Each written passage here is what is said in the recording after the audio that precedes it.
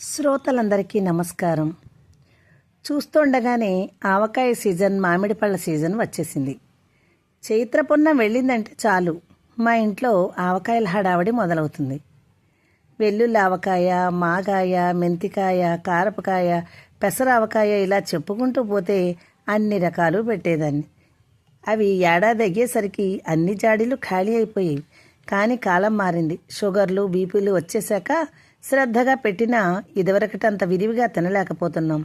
అయినా ఆవకాయ మీద మక్కువతో సరదాగా పద్యాలు వ్రాశాను. వ్రాసి తిన్నంత సంతోషాన్ని పొందాలని.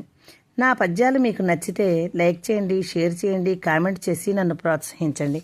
మరి పద్యాలు వినండి. చూత ఫలము తెచ్చి జొప్పించి కారంబు ఆవ ఉప్పు నూనె అంటగలిపి 3 రోజులాగి ముచ్చట గగలుప ఆవకాయ గును అబ్బురముగా మదిని దోచునట్టి మాగాయ పచ్చడి తిన్నగొద్ది మరియు తీపి బుట్టు చెవులు ఊరుచుండు చక్కగా తినమని ఏమి చెప్పగలను ఇంత గొప్ప రుచిని.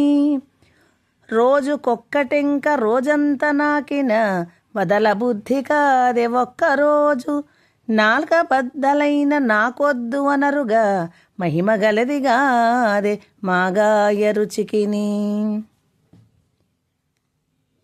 ఈ పద్యాలు సరదా కోసం రాశాను. మీకు నచ్చితే నన్ను ప్రోత్సహించండి.